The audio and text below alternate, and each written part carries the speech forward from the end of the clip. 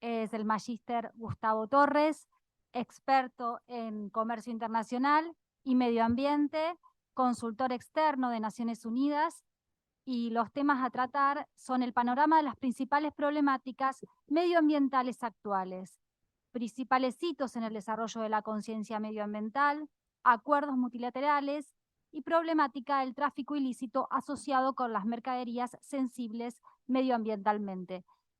Gustavo, vos, tu exposición es larga, va a estar constituida en dos partes. Te voy a avisar 5 minutos antes para que cierres el primer bloque. Después vamos a hacer un break y después continúa con los demás expositores. Te paso la palabra, un gusto y buenas tardes. Gracias.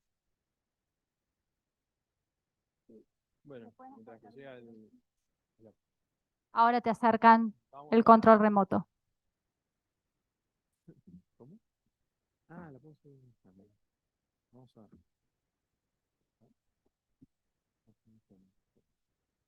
No funciona.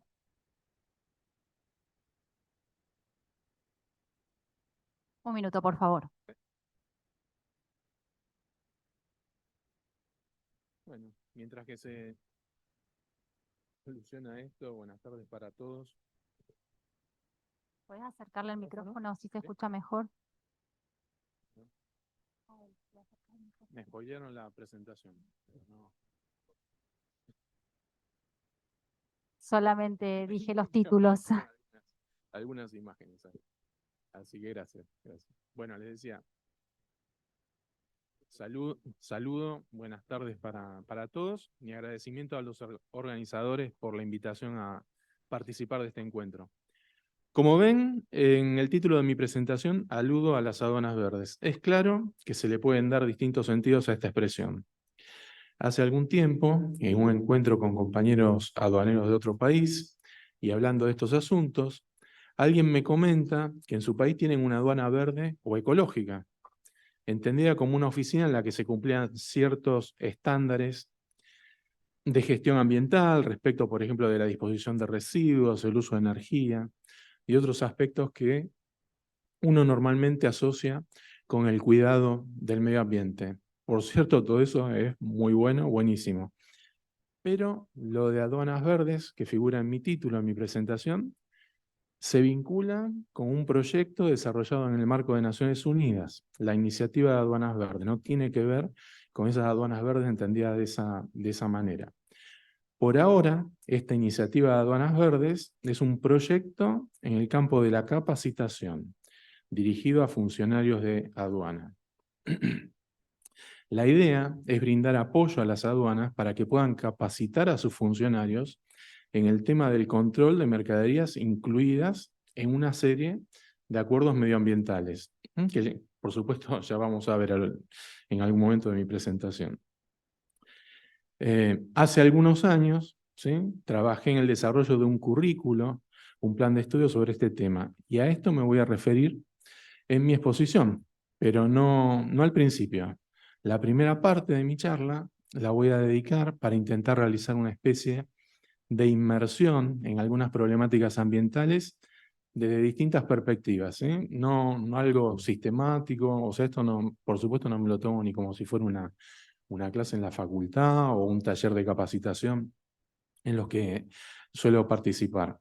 Sí, la idea es brindar un contexto y antecedentes de interés para que cuando abordemos el tema de la iniciativa de aduanas verdes lo hagamos mejor preparados, ¿sí? En la etapa de preparación de este encuentro, ¿sí?, con los organizadores charlamos sobre los temas a incluir y demás, y bueno, justamente a lo que llegamos a consensuar es que sería bueno en la primera parte, tal vez, hablar de los problemas ambientales, dar una perspectiva histórica de las principales ideas que andan dando vuelta en nuestra sociedad, cómo se generaron, cuándo se generaron. ¿Sí? Mucho del conocimiento que se vino generando en los últimos años, ¿sí?, ha traspasado, por decirlo de alguna forma, a la cultura popular, ¿sí?, por supuesto no siempre de forma muy técnica, ¿sí?, pero por decirles un ejemplo, seguro que cualquiera de ustedes escuchó hablar de la huella de carbono, aunque no sepan exactamente cómo se mide o qué es lo que hace esa huella de carbono,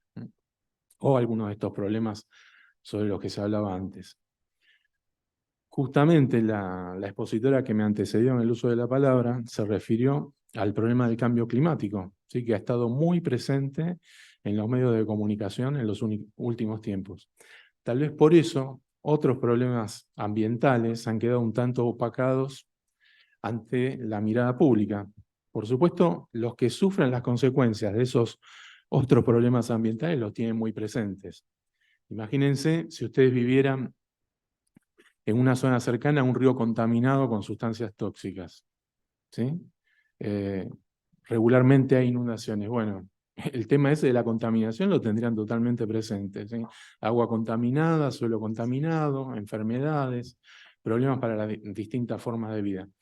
El problema del cambio climático, ¿sí? Del que se habló hace unos minutos, es un ejemplo de una problemática de carácter global, vinculada con la emisión a la atmósfera de ciertos gases, los gases de efecto invernadero.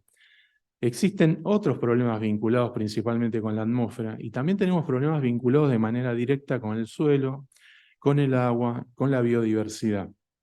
De manera un poco más técnica se suele aludir a estas otras esferas de la problemática ambiental como la litósfera, vinculada con los suelos, la hidrósfera, relacionada con todo lo que tiene que ver con las aguas, y la biosfera, asociada con las distintas formas de vida, con la biodiversidad. Fíjense, ¿sí?, que en esta esquematización que les estoy compartiendo, ¿sí?, ahí añadí unas flechas que unen de alguna forma todas esas esferas, ¿no?, donde los efectos ambientales se hacen sentir. Bueno, la idea de colocar estas flechas ahí y de mostrarlas es intentar representar las vinculaciones que existen entre los problemas. O sea, no es que son problemas que se presentan de manera aislada en un ámbito de estos y nada más. Por ejemplo, el tema este de el calentamiento global. Si uno bucea por ahí en información, dicen que conduce a la acidificación de los océanos, ¿sí? Estamos afectando ahí otra esfera de esta. Y obviamente esa acidificación va a tener impacto sobre las formas de vida. Y tenemos, además de problemáticas globales, tenemos también problemáticas regionales y problemáticas locales, ¿sí? Otro ejemplo de una problemática global es el agotamiento de la capa de ozono, ¿sí? Es global en cuanto a los efectos, porque la capa de ozono cubre todo el planeta y además, y como en el caso de los gases de efecto invernadero, no importa el lugar desde el cual se emiten esos gases, el efecto se hace sentir en todo el planeta.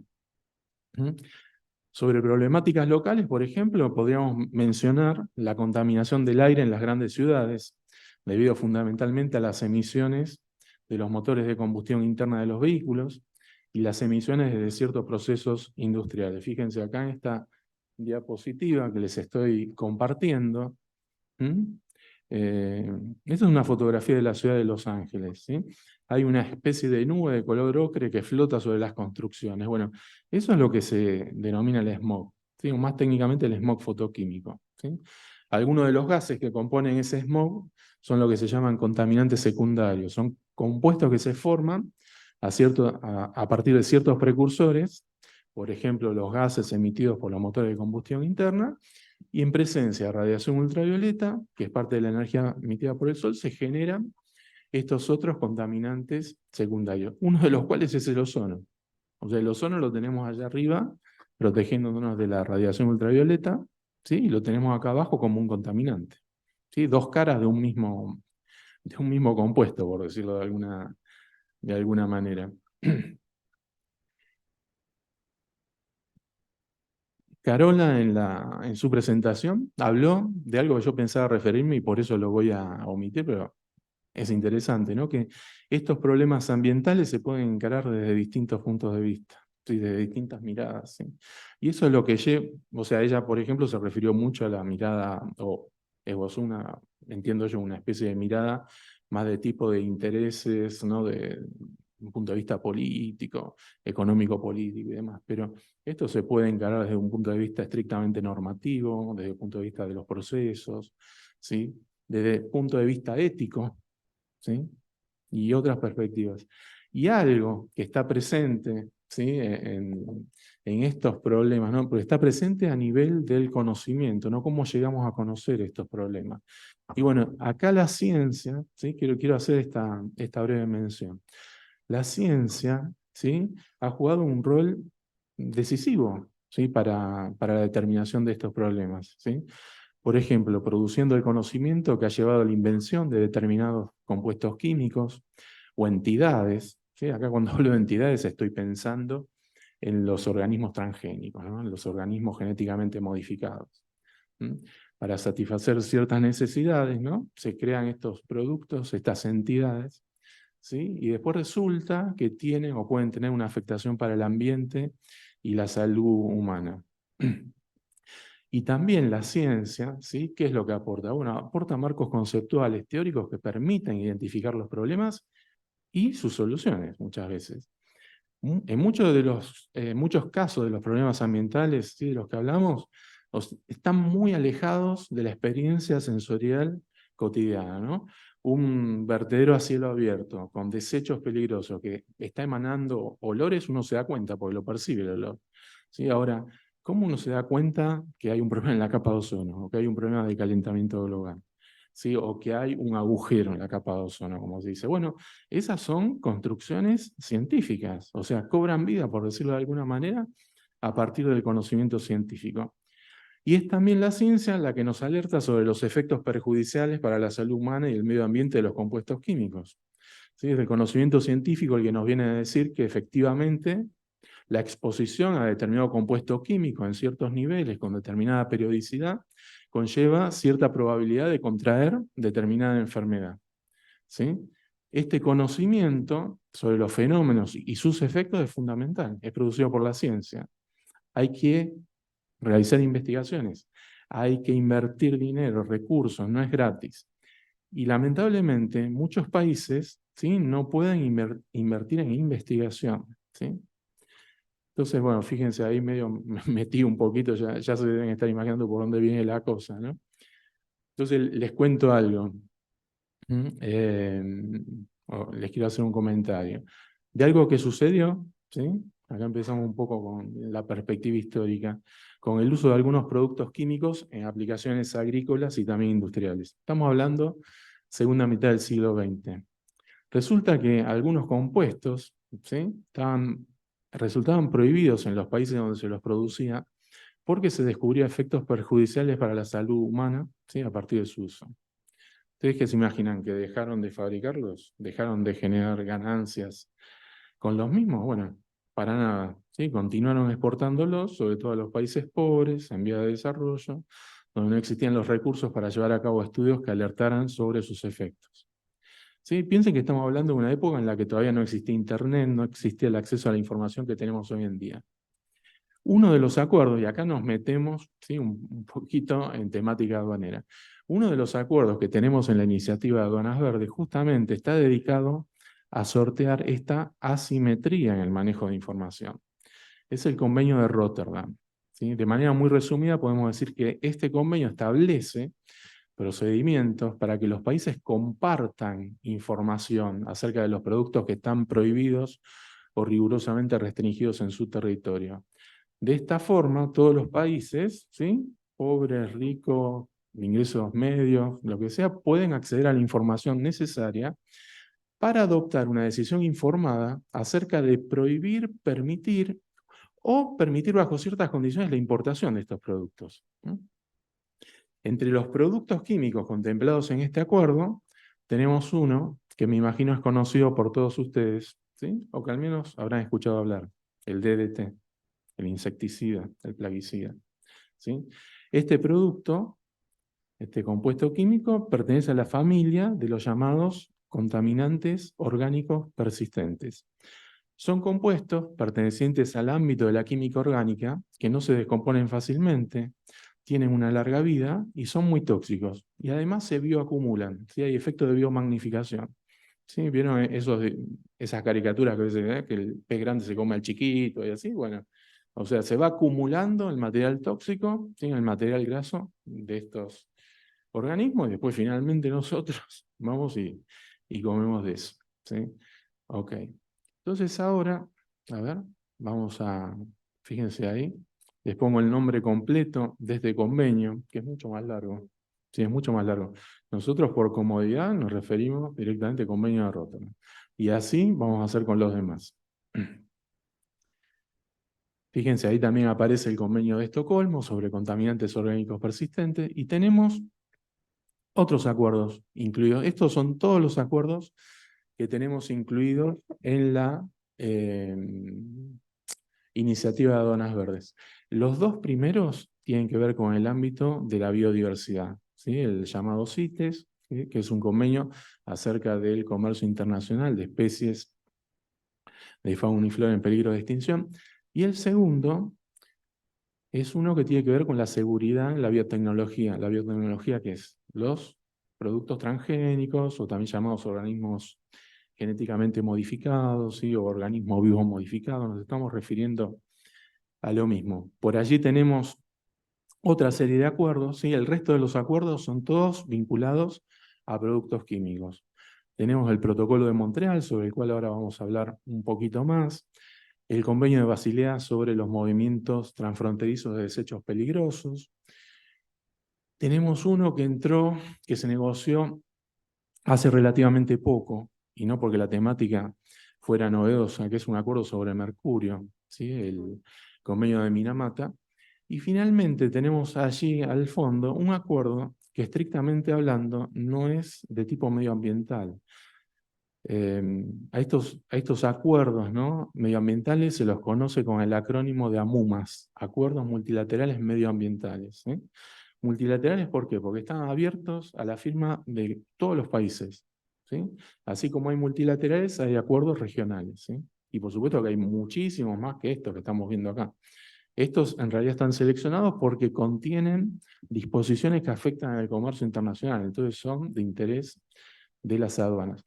Como trata sobre temas de productos químicos e indirectamente tiene efectos sobre el ambiente, ¿sí?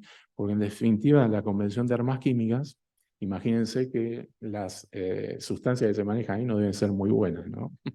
Para la salud ni para el ambiente. Entonces, también se lo incluyo, pero estrictamente hablando no es un acuerdo medioambiental. Muy bien. Entonces ahora, a ver, vamos a avanzar. ¿Sí? Bueno, la expositora que me antecedió habló un poco del tema del cambio climático, así que yo me voy a adelantar un poco. ¿Sí? Con esto voy a dejar correr la presentación, ¿sí? Ya que tenemos poco tiempo. ¿Por qué pensaba arrancar por acá? Porque generalmente cuando la gente toma contacto con esto de la iniciativa de aduanas verdes, sí, ve la lista de los acuerdos, dice, pero profesor, ¿y dónde está el tema del cambio climático? Si es lo principal, lo que nos bombardean todos los días con, en los medios y demás. Bueno, entonces, tranquilo, pues vamos a atacar la temática esta del calentamiento global y de mercaderías que tienen efecto invernadero, pero desde otro punto de vista, desde otro acuerdo en realidad, ¿no? Y ya van a ver por qué es así. Lo que sí quiero que retengamos en principio, ¿no?, es que el efecto invernadero es un proceso natural, ¿sí? El problema es que nosotros estamos exacerbando ese efecto, ¿sí? O sea, no es algo malo en sí mismo el efecto invernadero. Y por supuesto hay gases de efecto invernadero naturales y hay otros que los estamos nosotros emitiendo a la atmósfera, ¿sí? Ahí pongo allá arriba de la diapositiva, en la parte de abajo, menciono algunos, por ejemplo, los CFCs, HCFC, son unas siglas y eso en particular, ahora en unos minutos vamos a ver que son agotadores de la capa de ozono. Y tenemos un gas, al menos, que es tanto producido naturalmente como producto, ¿sí?, de nuestras actividades humanas, que es el dióxido de carbono, ¿sí?, que es la referencia para todo esto del cambio climático. Entonces ahora vamos a avanzar ahí. Bueno, esto de los impactos ya se habló, hay mucho en los medios, los impactos del cambio climático, lo avanzamos. Hay películas que se han hecho con esto. Y acá llegamos a otro problema medioambiental de tipo global, ¿sí? Que está vinculado con esto, por eso lo traigo acá a discusión. Fíjense, eso que están viendo allí es una representación del estado de la capa de ozono en un día particular, el 21 de septiembre pasado, hace algunos días. Eso no es una fotografía, ¿sí? Es una representación tipo planiferio, en donde con un código de colores se representa el estado de la capa de ozono. La capa de ozono se mide en unidades Dobson, que es lo que tienen allí al costado, ¿sí? Indicando el código de colores. 300 unidades Dobson o más representa una capa de ozono en un nivel adecuado para filtrar adecuadamente la radiación ultravioleta, pues en definitiva esa es la función de la capa de ozono. Y niveles por debajo de 300 unidades Dobson representan una capa de ozono que no nos está protegiendo adecuadamente. ¿Sí? Y acá es donde en los talleres, cuando hacemos talleres de esto, le pedimos a la gente que ubique en el lugar donde están viviendo y se fije en el nivel de la capa de ozono que tienen ahí. Porque generalmente hay una fuerte asociación de este problema con lo que se llama el agujero en la capa de ozono. ¿Dónde está allí el agujero? Representado, bueno, es toda la parte de abajo que está en colores violáceos y azules. ¿Sí? Fíjense que son niveles de unidades Dobson por debajo de 100. ¿Sí? Si lo mostramos en otra representación esto, fíjense, esa mancha azul que se ve allí sobre la representación del continente antártico es lo que se llama agujero en la capa de ozono. ¿Existe realmente un agujero allí? Si estuviéramos en la Antártida y miráramos para arriba, ¿veríamos algo distinto de lo que vemos acá? No. O sea, agujero en la capa de ozono es un término para concientizar a las personas, ¿sí? Para bajar el conocimiento científico a algo entendible, ¿sí? Que pueda hacer que las personas crean en esto, ¿sí?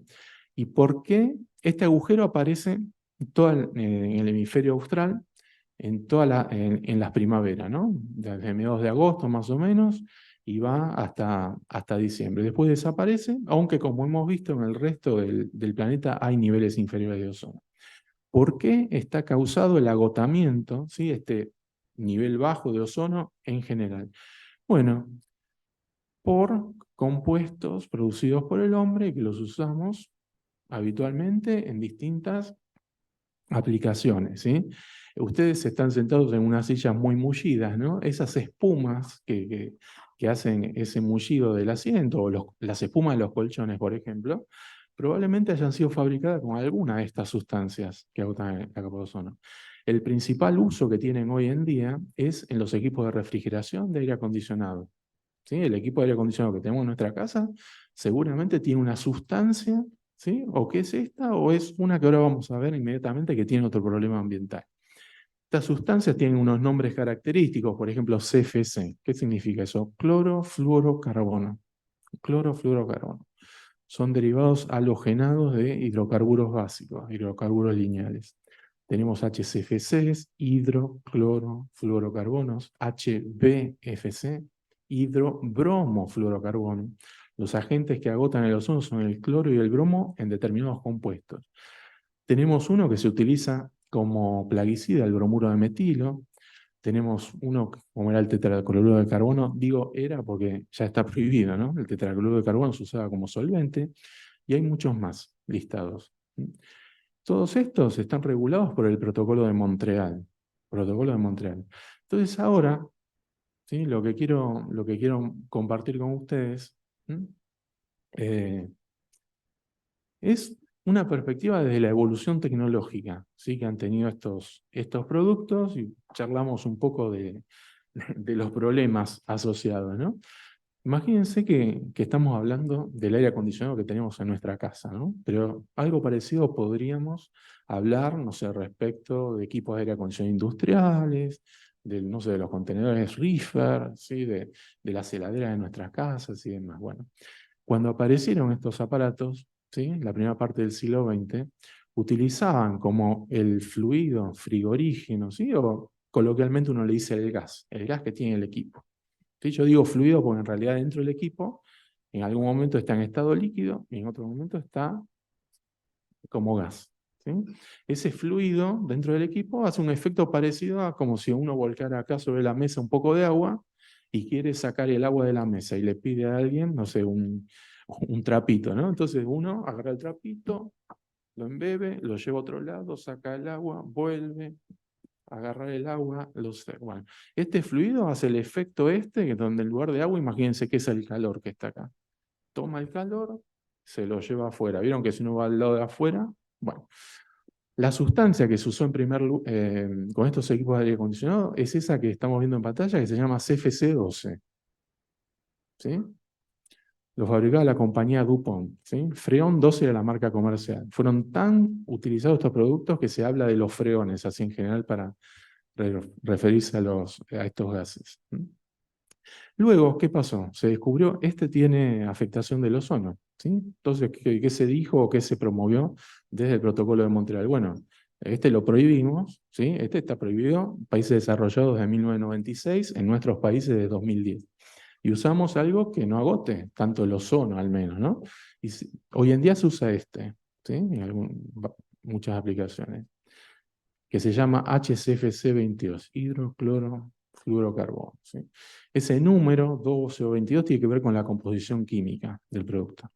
En los talleres de capacitación que se hacen, ¿sí? A los compañeros que asisten a los talleres les explicamos todas estas cosas, por qué algún envase es de un color y no de otro, qué significa el número, qué significan las siglas, bueno, todo esto.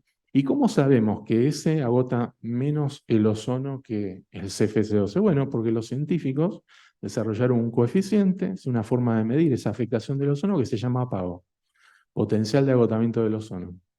¿Mm?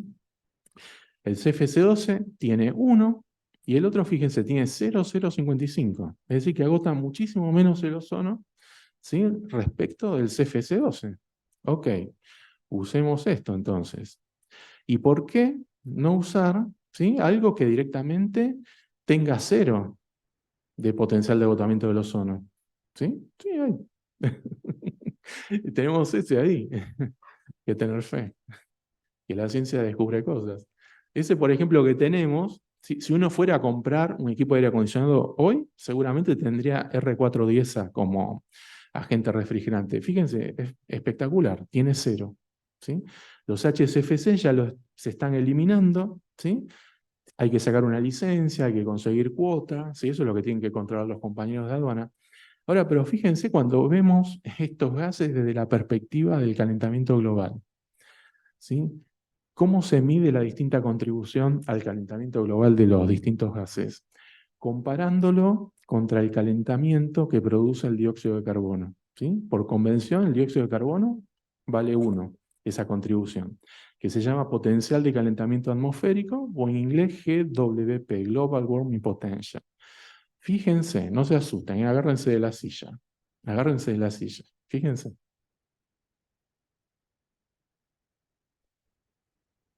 Se dan cuenta que ahí hay un problemita, ¿no?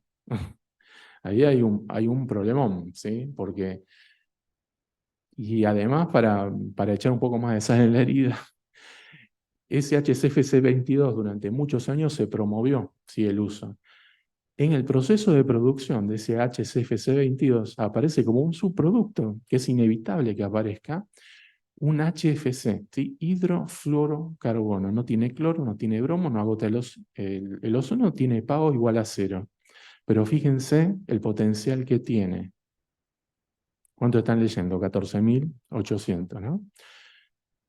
Esta es una fotografía que tomé hace unas semanas en un viaje que hice a un país acá de la región, porque no es habitual encontrar estos cilindros, ¿no? Fíjense, tienen 9 kilos. Tómense luego el trabajo de multiplicar 9 kilos por el 14.800 y le va a dar que si vaciamos uno de estos cilindros, estamos emitiendo cuántas toneladas de dióxido de carbono equivalente a la atmósfera.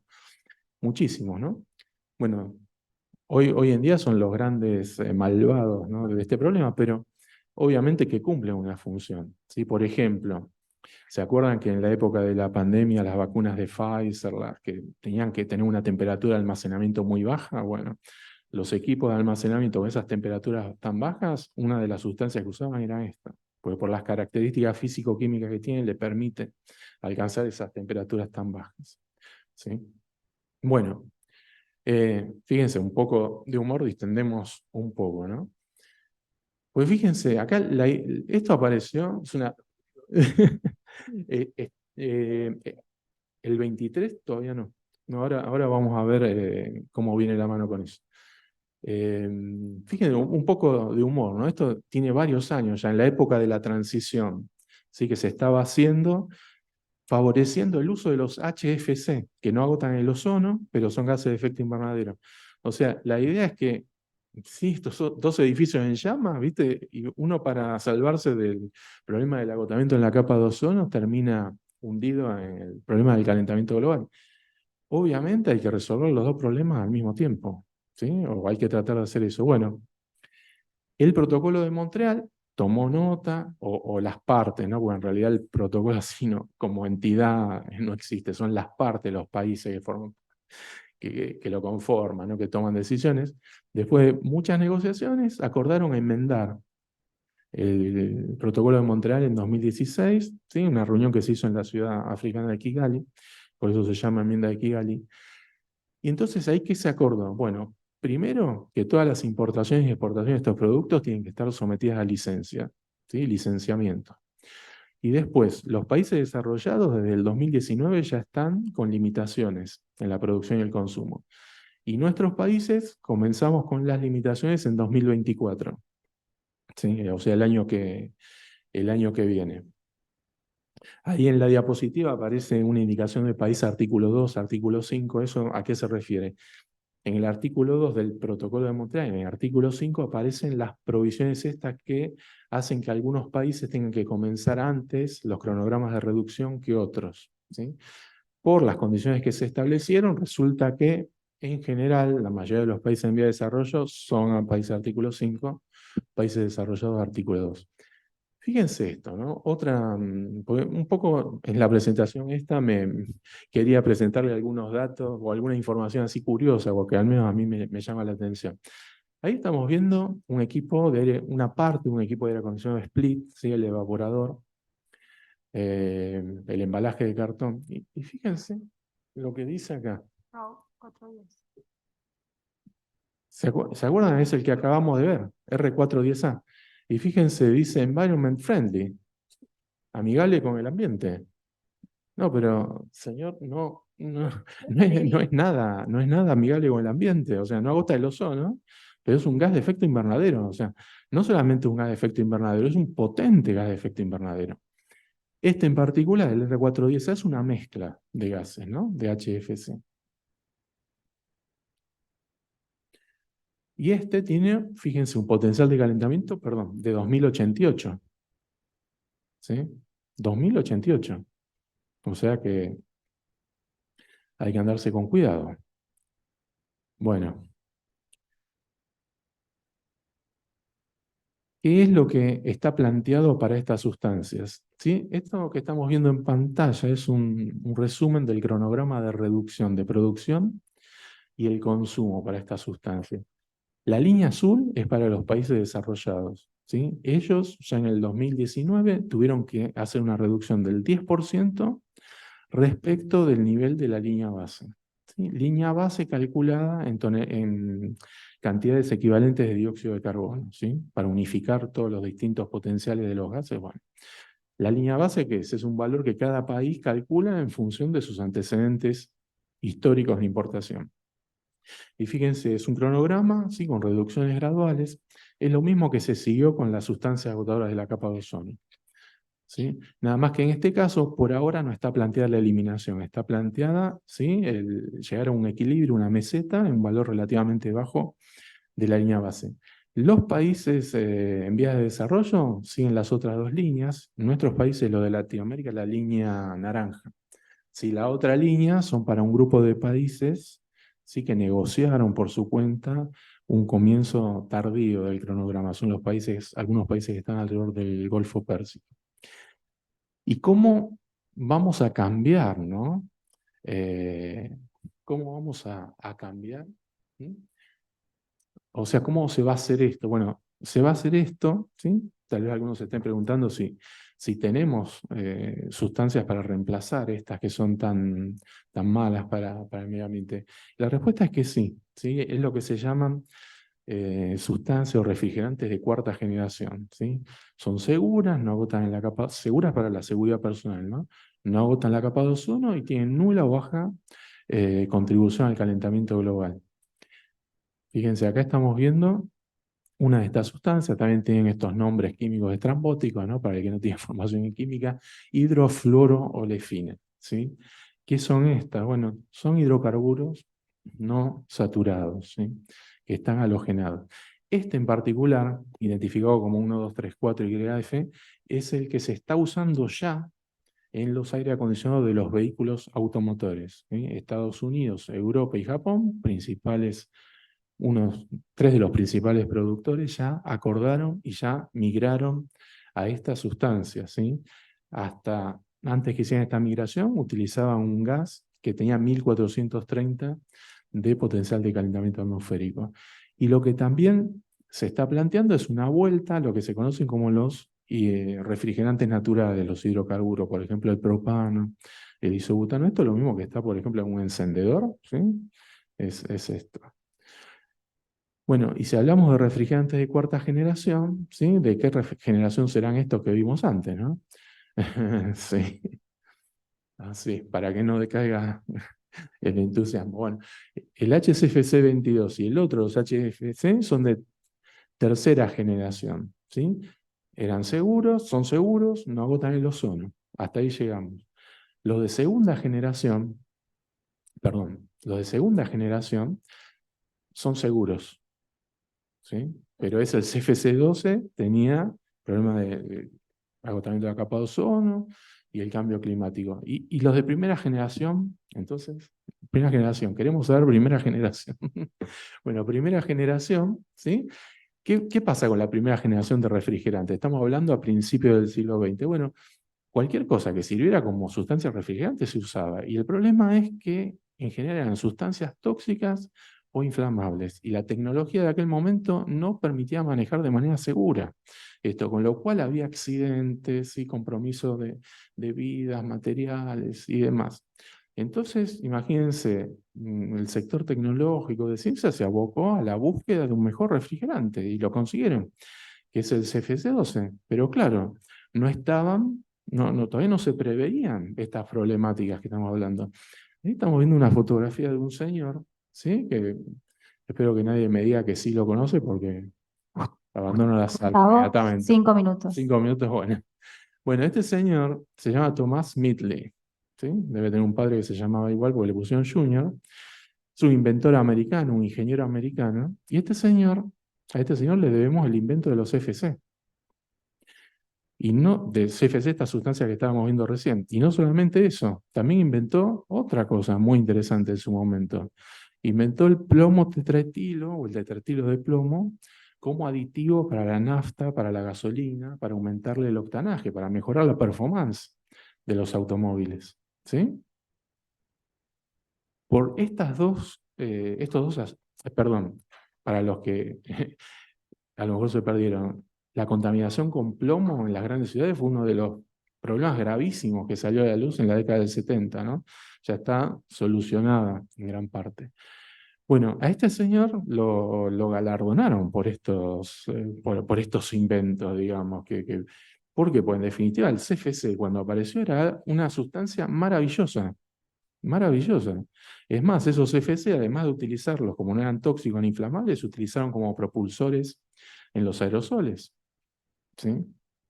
Ahí, en su momento, en Estados Unidos en la Segunda Guerra Mundial, ¿sí? Para ayudar a las tropas que tenían combatiendo en el Pacífico, inventaron, ¿sí? Algo que hoy para nosotros es lo más normal del mundo, ¿sí? Algo que le llamaron la bomba contra insectos, ¿sí? Un recipiente donde pusieron un insecticida DDT y lo presurizaron con este CFC, que no era dañino para las personas, ¿no?